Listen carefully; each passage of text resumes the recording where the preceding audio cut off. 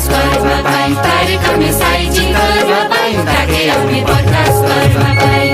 आमे मजा मजिले से मातिले नाई हेरे भाई अरे सरदा गंगात के तेरे नाई हेरे भाई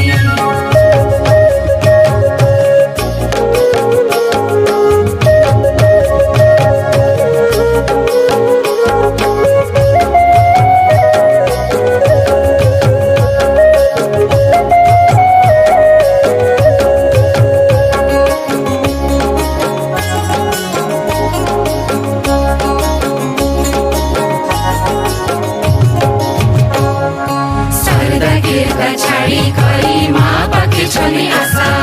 छने घर सुख छाडी करी तार पाके छने बसा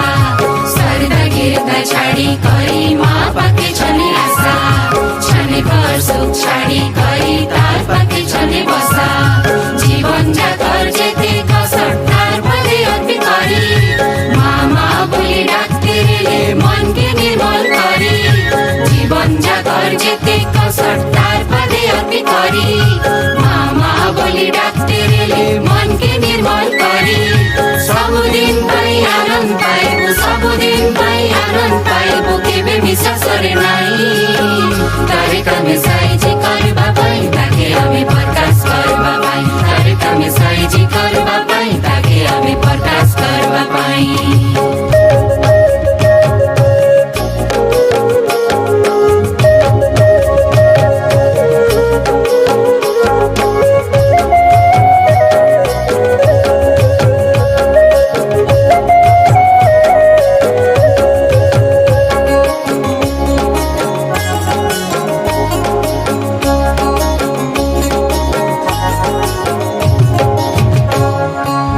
माटी पक्न गछमा छसुकाय केडेक जतन गरी आमके घरला जिमानाय केबे हिरेलो माटी पक्न गछमा छसुकाय केडेक जतन गरी आमके घरला जिमानाय मानाय हेले काटा हेसी दुख त छाडेनाय बुद्धि ज्ञानले करी मिसा स्वभाव छाडेनाय मानाय हेले काटा हेसी दुख त छाडेनाय ज्ञानले करी मिसा स्वभाव छाडेनाय मार पात कले शरण देले माके आमे भरोसा कले सबु हे सिरे भाई तारे कामे साइजी करबा पाई ताके आमे प्रकाश करबा पाई तारे कामे साइजी करबा पाई ताके आमे प्रकाश करबा पाई आमे मजा मजिले से मातिले नाई हेरे भाई